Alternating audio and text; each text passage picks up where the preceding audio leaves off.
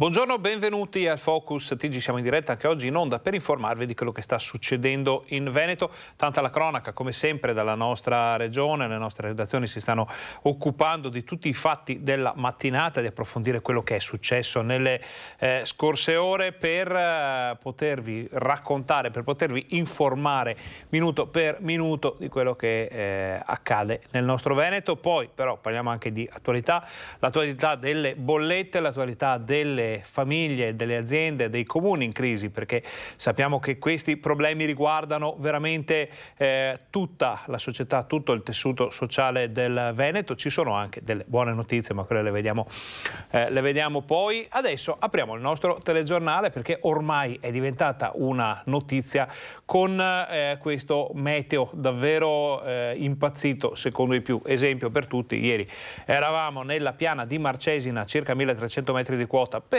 un collegamento in diretta a 4 anni dalla tempesta Vaia. Ricordiamo poi stasera c'è anche il documentario, ma ne parliamo fra poco, e si stava in maniche di camicia. I dati anche di oggi, poi li vediamo assieme, sono piuttosto eclatanti. Ne parliamo con Nicolas Faronato di Meteo Bassano e Pedemontana del Garda, perché abbiamo in apertura di TG oggi insomma una posizione piuttosto importante, ma perché effettivamente la situazione è clamorosa, vero Nicolas?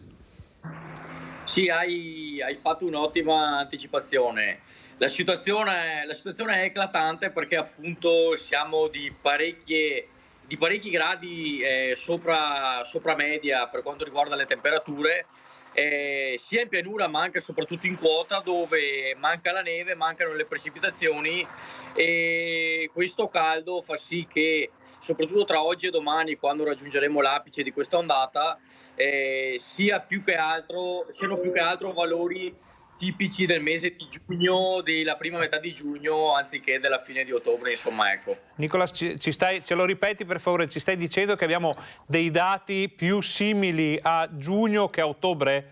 Abbiamo capito bene? Diciamo che queste temperature, con comunque i valori notturni che comunque rimangono al di sopra dei 10 gradi, e con le massime che spesso si aggirano anche intorno ai 25-26 gradi, tra l'altro oggi arriveremo circa a questi valori, forse anche 26 domani, forse anche 27 gradi in piena pianura, sono più valori tipici del mese di giugno, della prima metà del mese di giugno, rispetto appunto a questa finale di ottobre, dove insomma ci aspettiamo di norma le prime brine anche in pianura, comunque le montagne con i cocuzzoli nelle zone più alte imbiancate, quindi un ottobre veramente anomalo sotto tutti i punti di vista. Allora, Nicolas, noi in questo momento non riusciamo a farlo vedere ai telespettatori per una questione meramente tecnica, ma sto guardando la mappa dell'ARPAV. In questo momento segnano 20 gradi ad esempio nella zona di Valdagno, 20 gradi in quasi tutta la Pedemontana, superati i 20 gradi a Crespano del Grappa, superati i 20 gradi anche sui Colli Ugani. Magari c'è un po' di inversione termica con la bassa pianura che staziona attorno ai 15-17 gradi, però 19 gradi a Venezia e 21 addirittura, dicono 21 e mezzo a Tonezza del Cimone, 22 a San Bortolo, quindi una situazione molto complessa. Che cosa dobbiamo aspettarci da qui in avanti secondo te?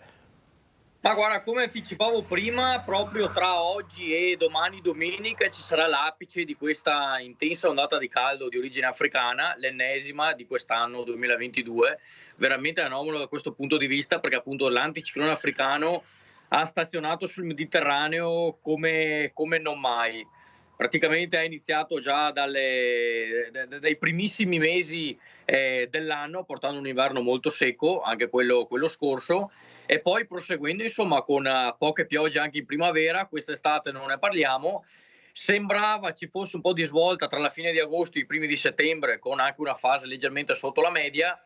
A ottobre poi si è dimostrato con lo stesso andazzo di tutto quanto l'anno, praticamente con un deficit pluviometrico importante, anche intorno all'ordine del 50-60% per quanto riguarda il mese di ottobre, e questi valori assolutamente anomali, con mi sembra addirittura 1 o 2 giorni solamente con massime sotto i 20 gradi, cioè quindi stiamo veramente parlando di valori alla follia, ecco, se volete passarmi il termine. Sì, Comunque tra oggi e domani l'apice di questo caldo, quindi aspettiamoci rispetto ai giorni scorsi forse ancora 1 o 2 gradi in più per quanto riguarda le temperature massime, e attenzione però perché come si è sentito in queste ultime sere, poi avremo una forte escursione termica con valori minimi che poi insomma raggiungeranno i 10, 11, 12 gradi, insomma, quindi anche 15-16 gradi di scarto tra la minima e la massima del giorno.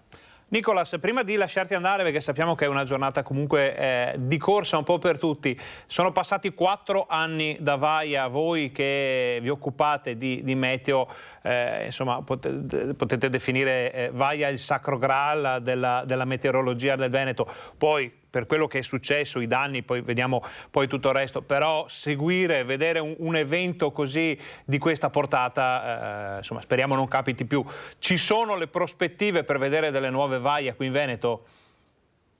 Ma guarda, diciamo che il Vaia è stata un peggioramento eccezionale, perché comunque c'erano cartine veramente che speriamo di non vedere mai più, o comunque di vedere da qui a un bel po' di tempo.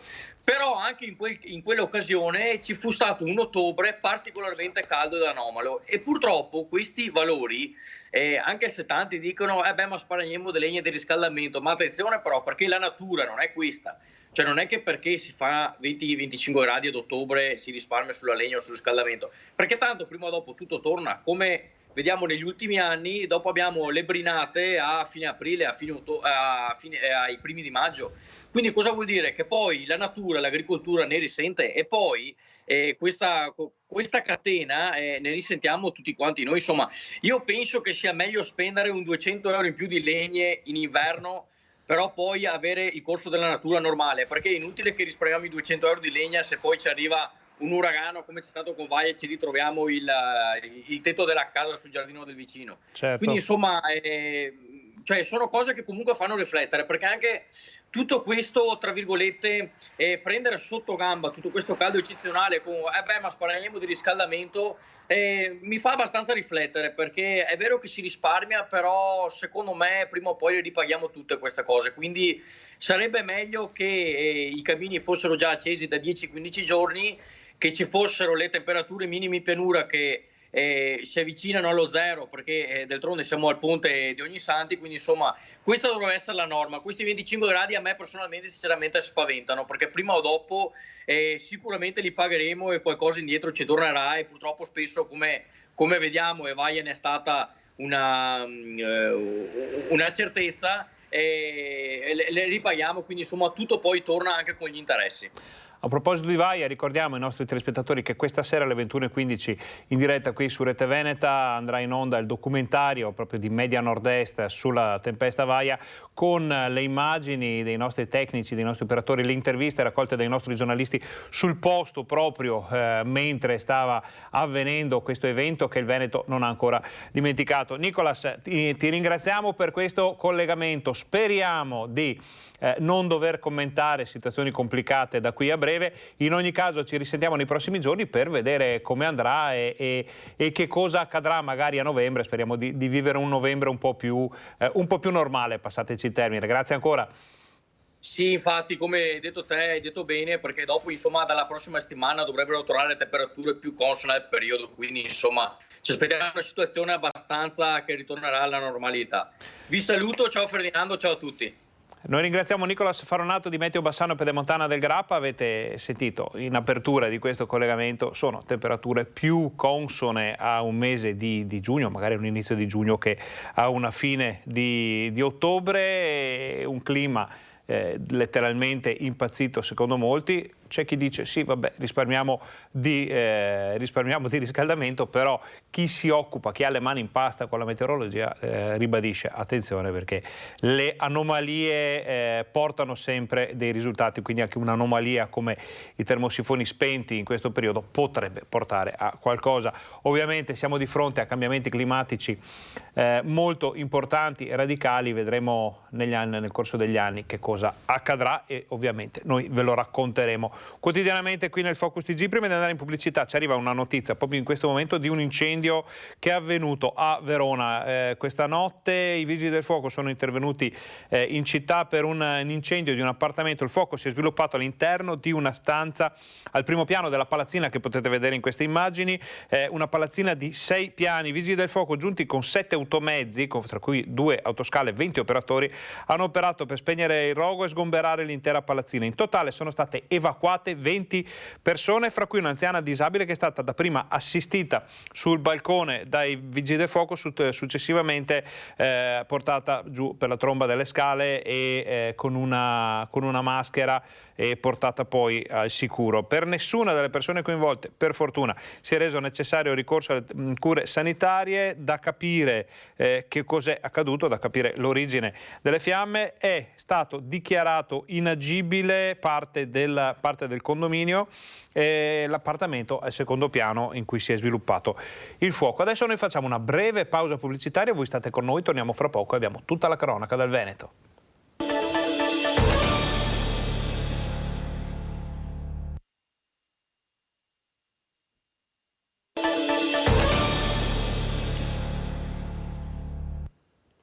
Buongiorno, bentornati al Focus TG, siamo in diretta anche oggi in onda per informarvi di quello che sta succedendo in Veneto.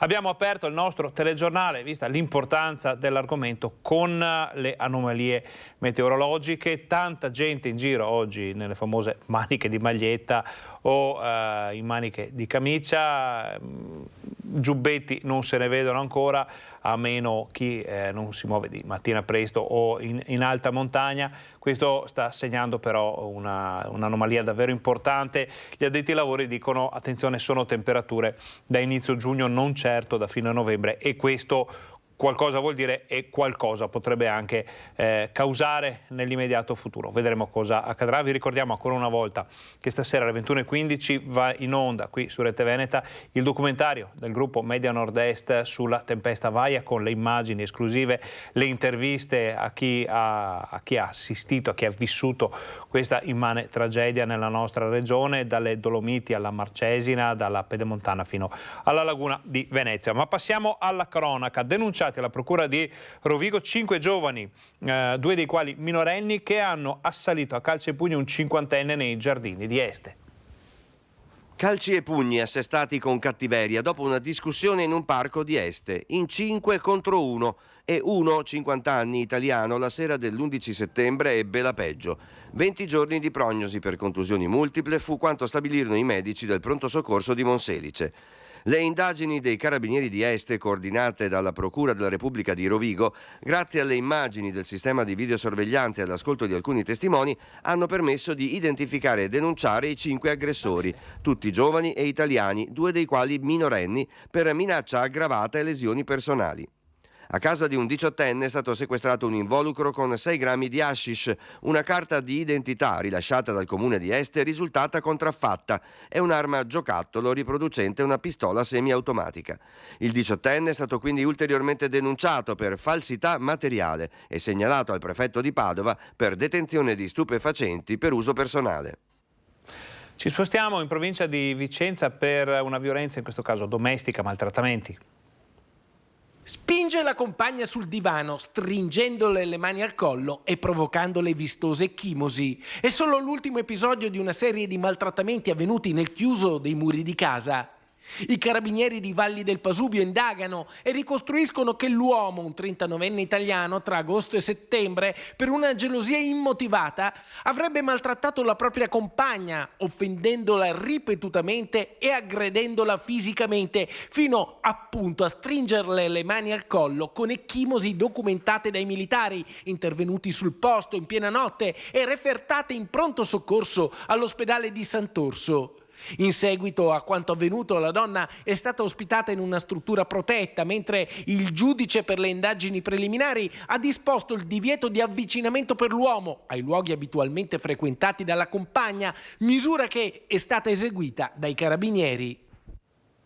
A Vicenza è stato arrestato un uomo che aveva rapinato una persona a calci e pugni.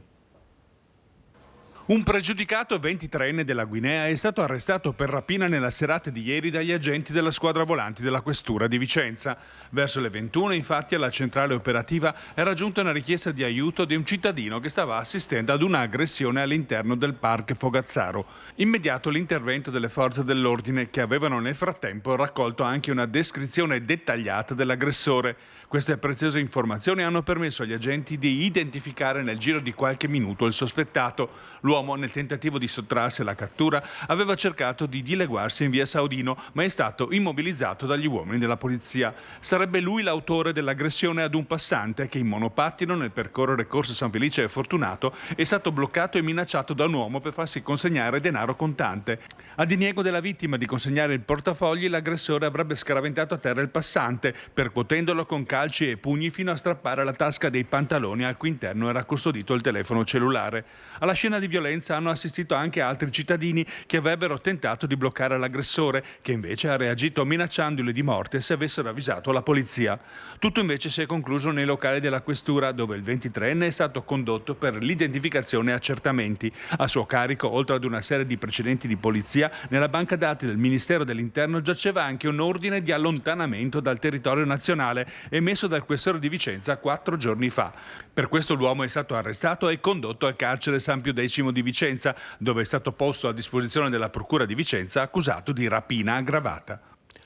Al netto di quest'ultima vicenda, che comunque sfocia nella microcriminalità, sono sempre di più gli episodi di violenza che esplodono anche nel nostro Veneto. Abbiamo visto l'omicidio di Conegliano solo di qualche giorno fa. In Lombardia, avrete visto, la stampa nazionale parla da giorni di questa aggressione a varie persone all'interno di un centro commerciale da parte di una persona. In questo caso la persona aveva problemi mentali, e sono sempre di più quelli che si chiedono se quello che abbiamo vissuto finora possa aver causato alcune delle situazioni che vediamo. Ne abbiamo parlato anche con i trevigiani, sentite cosa ci hanno detto. Hanno chiuso tutti i manicomi di un tempo e è stata una cosa positiva, però dovrebbero essere sostituiti con altre strutture che possano seguire queste persone che effettivamente hanno bisogno.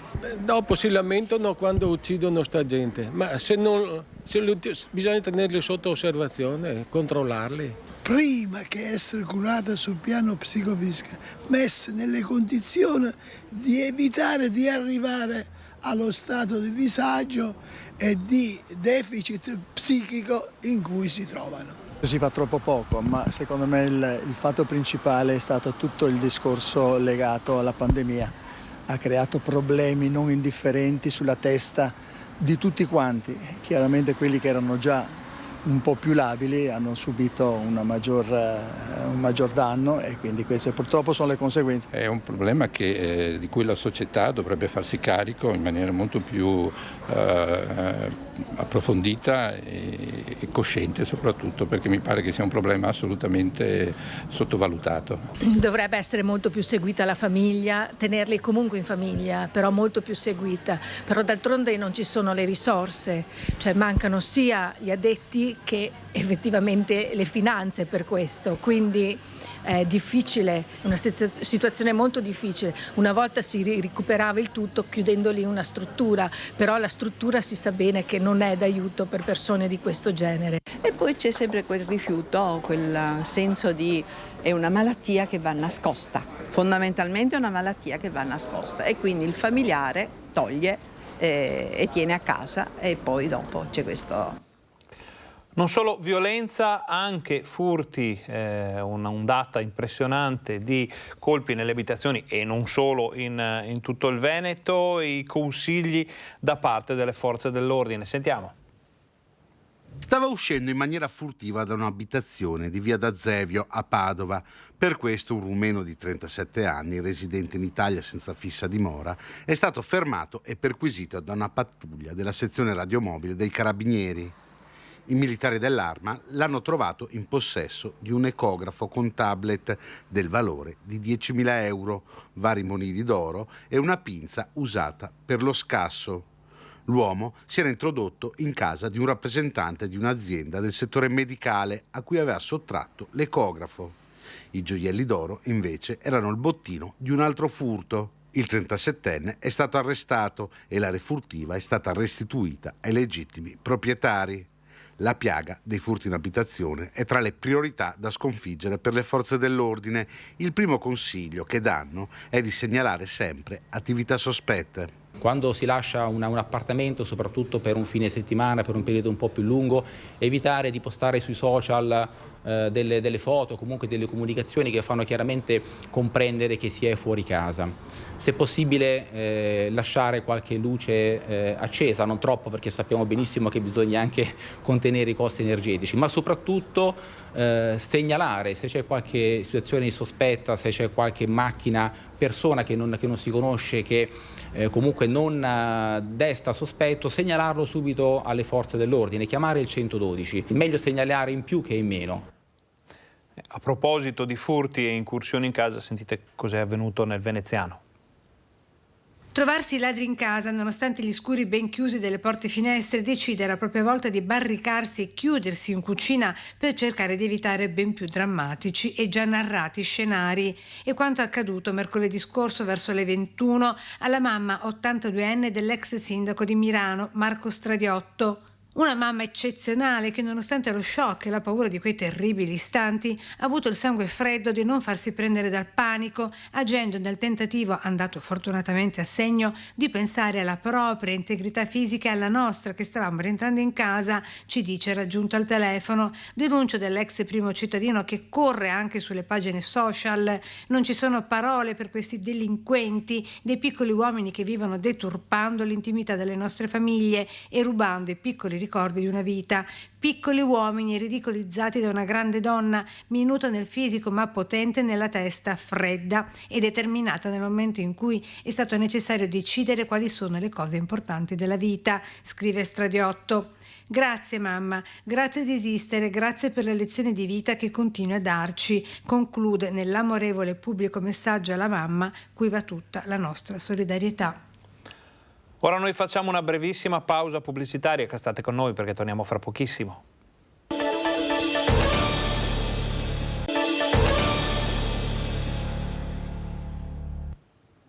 Buongiorno, bentornati al Focus TG, siamo in diretta anche oggi in onda per informarvi di quello che sta succedendo in Veneto. In Veneto abbiamo visto finora, a parte il meteo letteralmente impazzito, furti, violenza domestica e c'è anche un problema piuttosto diffuso di degrado e anche di utilizzo e spaccio di sostanze stupefacenti. Raccontiamo spesso di interventi da parte delle forze dell'ordine a Vicenza. È stato arrestato per l'ennesima volta uno spacciatore. Vediamo cosa è successo. Droga con un traffico che si dirama su tutto il Vicentino. L'organizzazione criminale viene intercettata dalle fiamme gialle che si trovano di fronte a una struttura piramidale che coinvolge diversi personaggi. L'ascolto dei telefoni intercettati porta nel dicembre del 2020 all'arresto in flagranza di reato di 4 persone e al sequestro di oltre 2 kg di cocaina purissima e di 35.000 euro in contanti. Ma le indagini non si fermano e dopo aver ricostruito la rete del traffico e portato all'arresto di altri 3 pusher responsabili dello spaccio di marijuana, hashish e cocaina, oggi permettono agli investigatori della Guardia di Finanza di Vicenza di individuare il primo responsabile, un tunisino senza fissa dimora e non in regola coi documenti di soggiorno in Italia.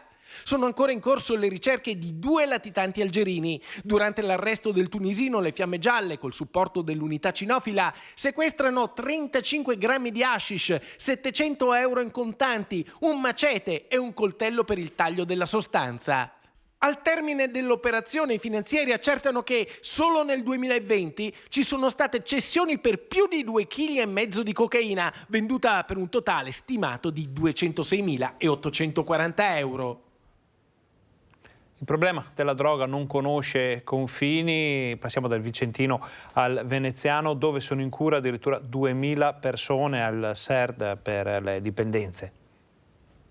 Sono oltre 2.300 gli assuntori di droga dichiarati in cura in terraferma, così dai dati del SERD della ULSS 3, in cui conglobano Mestre con la Riviera del Brenta, ma il rapporto è quello fermo al 2020. Cifra sommaria a cui vanno aggiunti i pendolari del rifornimento dello spaccio, provenienti in treno via autostrada da tutto il nord-est e dal nord-ovest, Milano in testa, cui va a sommarsi tutta la logistica ramificata del narcotraffico, con in testa i broker della droga costituiti dai gruppi 'ndranghetisti, quindi a scendere i nigeriani e albanesi con la cosiddetta manovalanza dello spaccio, costituita tra tunisini e magrebini.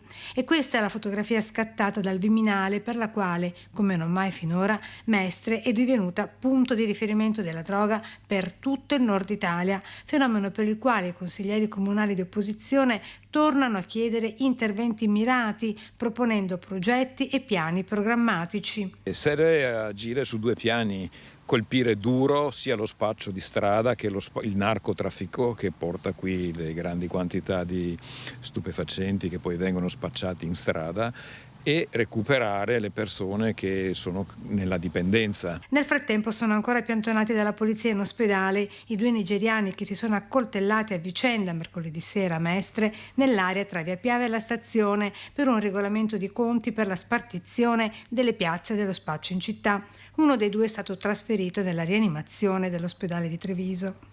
Alla maxirissa, a colpi di fendenti, iniziata all'altezza dell'Istituto Piave, avrebbero preso parte una decina di persone divise in 2 fazioni.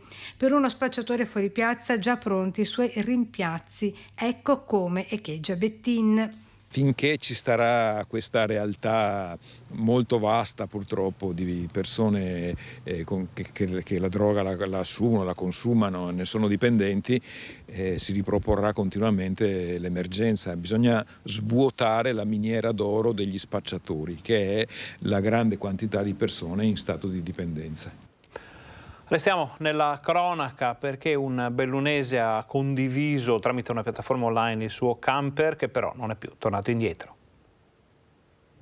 Il nostro camper, che è quello che abbiamo acquistato io e mia moglie per i nostri 5 figli piccoli, l'abbiamo messo in condivisione. Questo ha comportato che diverse famiglie l'hanno utilizzato, persone correttissime, nonché ci siamo imbattuti in questa persona che, nostro malgrado, non ci ha riportato il veicolo. Ha dell'incredibile la storia che ci ha raccontato Simone Rosso, vigile del fuoco del nucleo regionale cinofili in servizio a Belluno. È dallo scorso 8 ottobre che il suo camper ha preso il volo e con esso anche i sogni di vacanze che quel mezzo da 7 posti acquistato con un mutuo avrebbe consentito alla sua numerosa famiglia.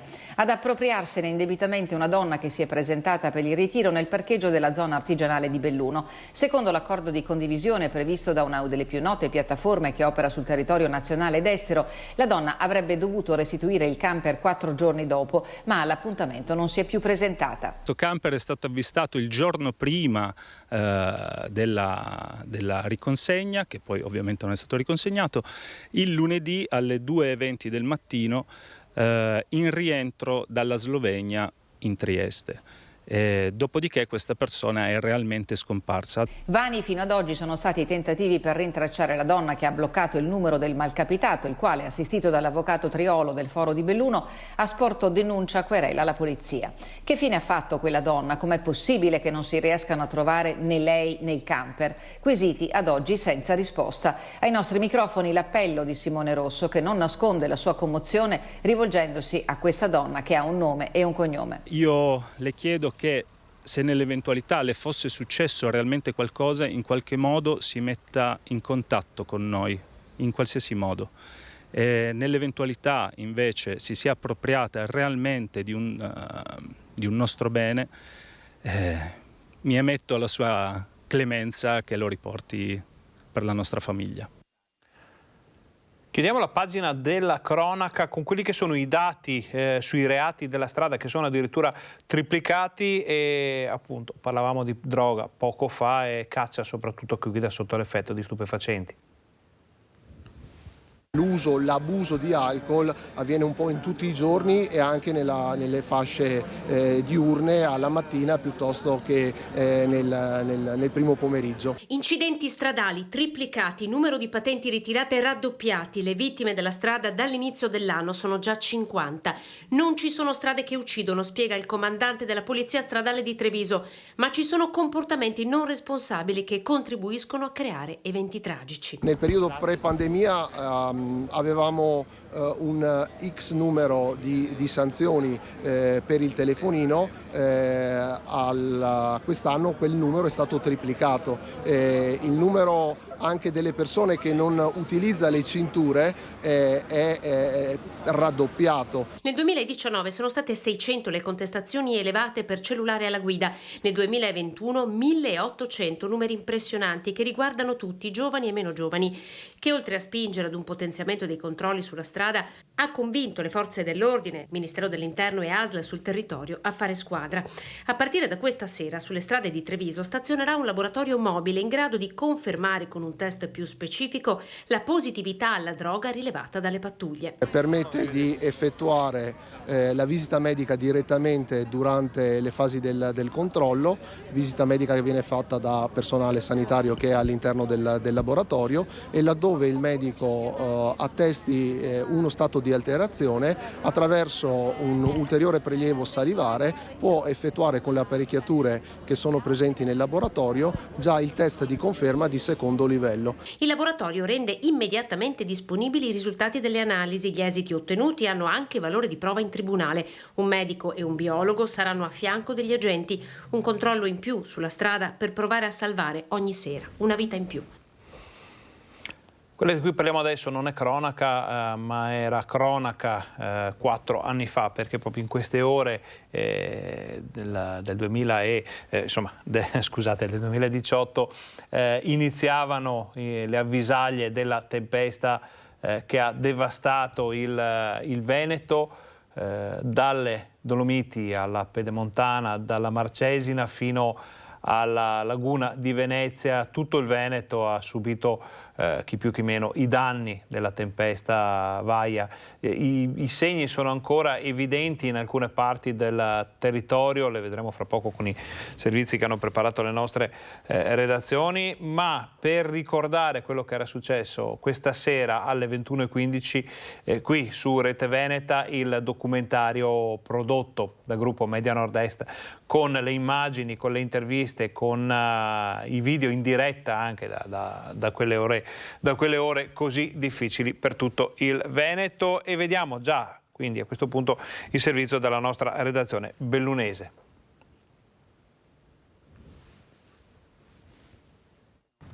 Raccontare la tragedia di Vaia 4 anni dopo e riaprire una ferita che non si è mai più rimarginata. Se gli interventi eseguiti su tutto il territorio violato dalla furia dell'acqua e del vento cominciano ad offrire l'immagine di una provincia che si è rialzata, fiera, non si può dire lo stesso per gli effetti psicologici che la tempesta ha lasciato nell'animo di chi visse quelle drammatiche giornate a cavallo fra il 26 e il 30 ottobre 2018. Come non dimenticare gli appelli via social che si tramutarono in suppliche rivolte ai bellunesi invitati a rimanere a casa nelle ore più drammatiche. Il ricordo del presidente Roberto Padrin. Quello era l'unico monito che potevo fare ai miei cittadini per cercare di aiutarli e proteggerli. Non avevamo altri mezzi che non quelli e quindi abbiamo utilizzato i social per cercare di dare questa comunicazione, perché la situazione stava degenerando in maniera pazzesca. Un evento mai visto prima, ben più grave dell'alluvione del 66, con venti che sfiorarono i 200 km/h. A terra rimasero milioni di alberi scorticati dall'alto, simili ai bastoncini del gioco dello Shanghai. I danni scioccanti. Sono stati investiti circa €1 miliardo grazie allo Stato, all'impegno della struttura commissariale della Regione del Veneto.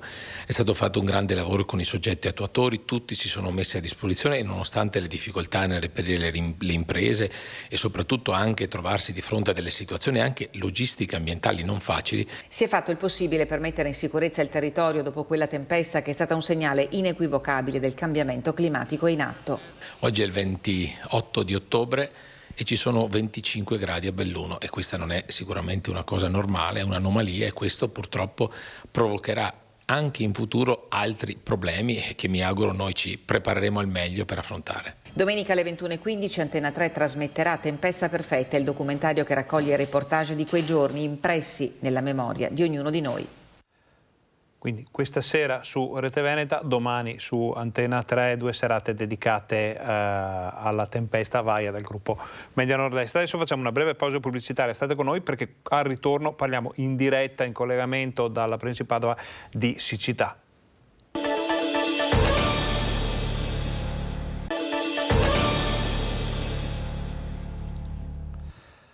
Buongiorno, bentornati al Focus TG, siamo in diretta anche oggi in onda per informarvi di quello che sta succedendo in Veneto. Abbiamo visto poco fa le immagini della tempesta Vaia che 4 anni fa ha devastato il Veneto, le ferite sono ancora visibili. Oggi, a 4 anni di distanza, stiamo riparlando di un clima veramente indecifrabile, temperature altissime un po' ovunque, addirittura gli addetti ai lavori parlano di temperature più simili a quelle di inizio giugno che a quelle che dovrebbero esserci a fine ottobre. Il presidente della provincia di Belluno, Padrini, ha detto che nel bellunese ci sono 25 gradi e questo non è certo normale in questo momento. Questo vuol dire che la siccità, i cambiamenti climatici stanno colpendo l'agricoltura in modo devastante. Ne parliamo in diretta con il nostro Francesco Ratai che oggi vediamo nonostante le temperature già con un cappottino quasi invernale. Buongiorno Francesco. Buongiorno Ferdinando, sì, perché io mi vesto seguendo il calendario, non guardando il termometro, e faccio male perché lo si può percepire proprio aprendo la finestra. È caldo, siamo a circa mezzogiorno e mezzo e la temperatura è oltre i 20 gradi. Questa temperatura alta, unita alla scarsità di piogge, fa sì che l'agricoltura abbia bisogno di un sostegno. Ulteriore difficoltà, mi viene da dire, in un'annata nerissima per il comparto agricolo. Un ottobre caratterizzato da temperature altissime, l'ARPAV dice che sono le più alte mai registrate, unite alla mancanza di precipitazioni che continua anche oltre quella che è stato il periodo di siccità di agosto e prima di maggio, giugno, luglio e agosto. Annata difficilissima per noi. Quindi se nei mesi di agosto e settembre sembrava il clima tornare a una sorta di normalità, ottobre è stato fuori da qualsiasi parametro. Quali sono le aziende agricole e quali sono le di allevamento che sono più colpite in questo momento? Beh, tutto il settore del latte in particolare, ma anche della parte avicola e cunicola sta soffrendo in maniera importante. Il settore primario sta soffrendo tutti i problemi degli altri settori economici, per cui l'aumento dei costi dell'energia elettrica e delle materie prime. In aggiunta a questo, però, proprio per la particolarità del nostro settore, va unito anche il fenomeno dei cambiamenti climatici e quindi le difficoltà, come in questo periodo, di seminare il frumento in maniera che dia delle resi soddisfacenti. La paura è che aumenti il costo anche delle farine, del pane per i consumatori. Sì, assolutamente, abbiamo visto gli aumenti dell'ultimo periodo, siamo arrivati a un'inflazione che sfiora l'11% per quanto riguarda i consumatori finali. Alle aziende agricole purtroppo non è stato riconosciuto un aumento di prezzo rispetto alle vendite dirette nella grande distribuzione e quindi questo sta, incanalando l'ennesima difficoltà del nostro comparto, e quello che lanciamo è un grido d'allarme per le istituzioni, perché i segnali che ci arrivano dalle imprese agricole del territorio sono di estrema difficoltà, quindi è necessario agire subito, prevedere elementi di emergenza assoluta di contributo per le aziende agricole, ma anche impostare dei ragionamenti a medio termine come possono essere quello degli invasi per quanto riguarda la trattenuta dell'acqua e il rilascio nei momenti di necessità come in questo momento.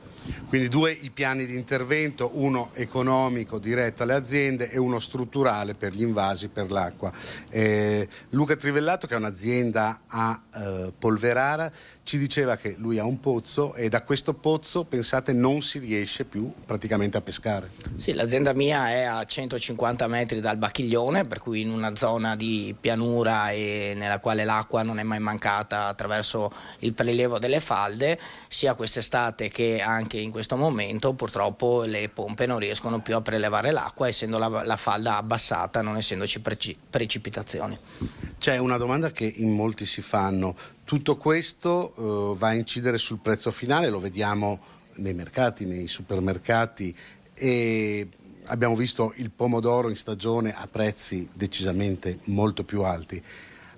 La domanda che in molti si fanno è: ma agli agricoltori va qualcosa in più in tasca? Questi aumenti come si giustificano? Beh, rispetto agli agricoltori che vendono direttamente alla grande distribuzione, questi sottostanno ad accordi che purtroppo non prevedono nessun tipo di allineamento con l'aumento dei costi, e quindi la vendita è rimasta agli stessi prezzi di pre-crisi economica.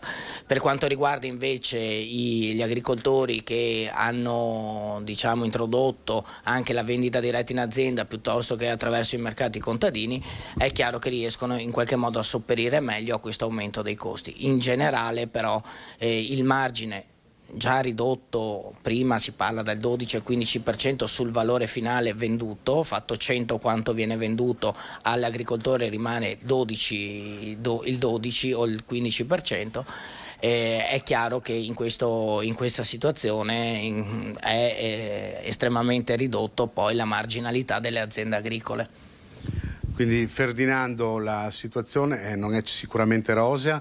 Rispetto alla crisi del 2008, una crisi economica che però era finanziaria, questa è una crisi solo economica. Questa è una crisi solo economica che riguarda tutta la società, nessuno escluso, riguarda le famiglie che fanno fatica ad arrivare alla fine del mese, le persone fragili, quelle parti della società insomma che hanno più difficoltà a comprare i beni, e quindi di riflesso riguarda tutto il comparto economico. Noi siamo molto molto preoccupati, perché vorrei ricordare come sempre che poi la chiusura di un'azienda agricola non prevede la possibilità della riapertura, soprattutto per quanto riguarda il settore zootecnico delle vacche da latte. Nel momento in cui una stalla elimina i propri capi, per riprendere l'attività ha bisogno di ingenti finanziamenti e ingenti investimenti che non credo che le nostre aziende siano in grado di sopperire in questo momento.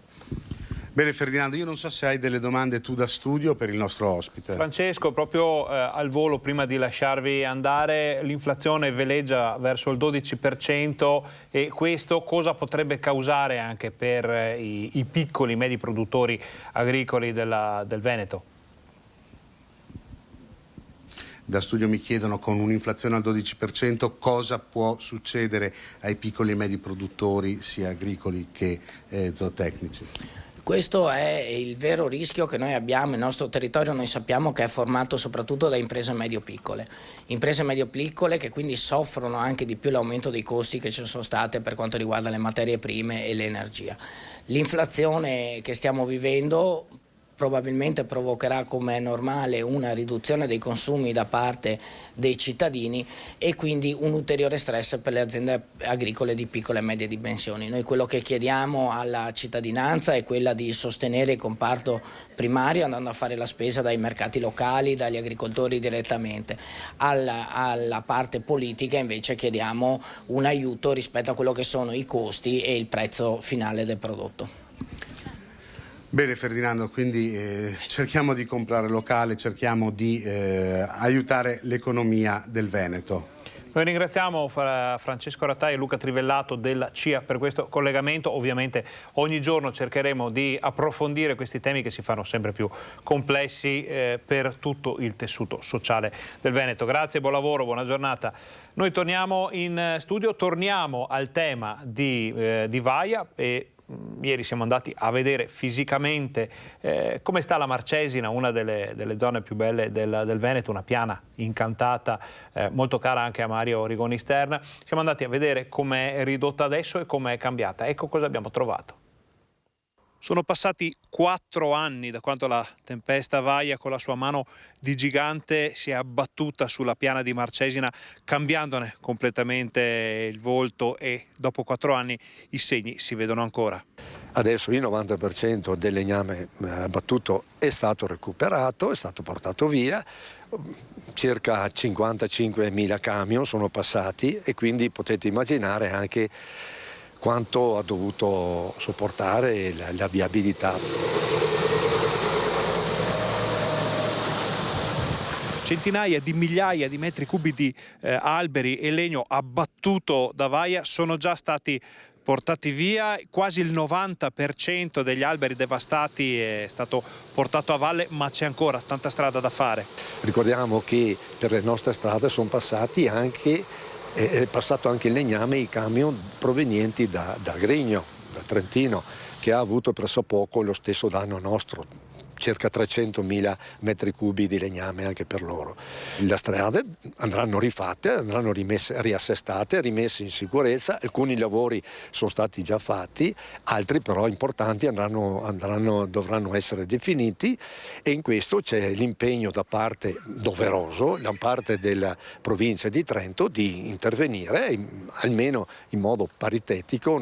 Marcesina ha saputo ripartire dalle sue eccellenze, dalle sue malghe, dalle persone che l'hanno sempre mantenuta in vita, ma bisogna guardare al futuro. Marcesina, adesso voi andrete su, non la riconoscete più, perché prima c'erano le piante, poi c'erano le piante cadute, adesso non ci sono neanche più quelle cadute, quindi è un paesaggio un po' particolare, che ha però acquistato nuove potenzialità. Il grande progetto è quello di ripristinare l'ambiente, farlo ritornare come era prima, addirittura prima della guerra mondiale, in modo da recuperare quello che era il paesaggio originario. Che cosa riserva il futuro a Marcesina noi non possiamo dirlo, c'è un detto che fa più o meno così: 7 volte bosco, 7 volte prato, poi tutto tornerà come era stato. Qualcun altro dopo di noi racconterà la Marcesina. E a questo proposito ricordiamo che venerdì prossimo proprio in Marcesina verrà presentato un progetto veramente importante per una nuova faccia, un nuovo volto di questo territorio. Vi ricordiamo inoltre questa sera ore 21:15 qui su Rete Veneta il documentario sulla tempesta Vaia in Veneto, con tutte le immagini esclusive, le interviste, il racconto di quei giorni così tragici che ci sono ancora i segni su tutta la nostra regione. Cambiamo argomento, ci colleghiamo a quanto detto durante l'intervista in diretta di Francesco Rataia e Luca Trivellato della CIA. Parliamo di inflazione ancora in aumento, le piccole e medie imprese chiedono aiuto al governo. La corsa dell'inflazione sembra non volersi fermare, raggiunti quasi i 12 punti percentuali su base annua. I prezzi sono trainati dall'aumento dei costi dell'energia, cifre che non si vedevano dagli anni '80 e che spingono le associazioni di categoria del territorio a chiedere al nuovo governo interventi rapidi e concreti. A questo governo noi chiederemmo con energia di fare quello che in qualche modo il primo ministro ha tratteggiato, e cioè affrontare immediatamente i 2 temi che sono quelli dei prezzi, ma soprattutto dell'energia, e poi andare avanti per passaggi successivi seri. Purtroppo all'interno del governo persiste un clima di campagna elettorale da parte di alcuni componenti del governo. I dati di Confapi parlano di un esborso maggiore per le famiglie di circa 3.000 euro annui, maggiori uscite che porteranno a una riduzione dei consumi e ad un'inevitabile recessione. Se la disponibilità di denaro è sempre la stessa, prendiamo una pensione tanto per capirci, perché gli stipendi uno può immaginare aumentarli nel tempo, ma la pensione è fissa. Se io ho 10 da spendere, che è la mia pensione, e i prezzi salgono molto, acquisterò di meno. Acquistare di meno vuol dire consumare di meno, vuol dire poter pagare di meno le persone che producono, e anche purtroppo poter esportare di meno, perché se produco meno la mia quota di export diminuisce. Fra i temi economici, possiamo chiamarli così, finanziari del momento, c'è anche quello dell'innalzamento del tetto del contante che si potrà portare con sé. Ne abbiamo parlato con i veneziani. Io sono favorevole all'innalzamento del limite, anche perché guardi, il problema dell'Italia è che i grandi evasori sfuggono comunque, quindi non è il fatto che alzino un attimo di più, non dico, poi non lo faranno a 10.000, penso che lo faranno a meno. Tu dici che è un falso problema? Quindi. Sì, ci sono molti altri problemi molto più gravi. Il limite a 3.000 come era prima, per me poteva anche essere sufficiente, non era necessario alzarlo a 10.000 o innalzarlo, ecco, la proposta che vogliono... O abbassarlo ulteriormente a 1.000. Abbassarlo non è quello il problema, secondo me, né per evasione fiscale e né non è questo il problema principale del paese, ne sono molti altri più importanti, penso da risolvere prima. Non dico i 10.000, però un 3-4.000 euro di contante sì. Perché dice? Ma perché non credo che limitando il discorso del contante si limiti il discorso dell'evasione, si deve lavorare a monte. Io sono favorevole per alzarlo. Quindi diciamo a che... Incrementi un po' il lavoro, perché qui stiamo... Quanto lo alzerete? Da 5 a 10.000 euro lo porterei. Si può continuare a pagare in contanti. Tanto in contanti non cambia niente, se uno vuole evadere, evade lo stesso, deve lo Stato provvedere che uno non evada. L'utilizzo dei contanti, vediamo tutti, sta andando sempre meno, abbiamo in tasca 10-20 euro e paghiamo il più possibile col POS. Aiutiamo l'esercente a accettare più volentieri il POS, che ne consegue lo scontrino, tutto quello che ci va dietro, e forse riusciamo a combattere meglio questa cosa dell'evasione, insomma. Questa era l'ultima notizia del nostro telegiornale. Sono arrivati nel frattempo anche i dati dall'azienda Zero della Regione del Veneto che confermano il calo nel numero di casi nella nostra regione, e anche le strutture sanitarie respirano un po' di più, è in discesa il numero di ricoverati tanto in area non critica quanto in terapia intensiva. Noi ringraziamo Renzo Rigon e Alessandro Costacurta per la regia, ringraziamo tutti i colleghi che ci hanno permesso di portare nelle vostre case tutte le ultime notizie del Veneto, ringraziamo voi per essere stati con noi, vi rimandiamo a TG Bassano, a TG Vicenza di questa sera per tutto quello che non è ancora stato detto fin qui. Vi ricordiamo alle 21:15 il documentario sulla tempesta Vaia nel Veneto con tutti i filmati esclusivi, le interviste, quello che abbiamo raccolto con i nostri giornalisti, i nostri operatori, i nostri tecnici durante quei giorni tragici di 4 anni fa. Buona giornata.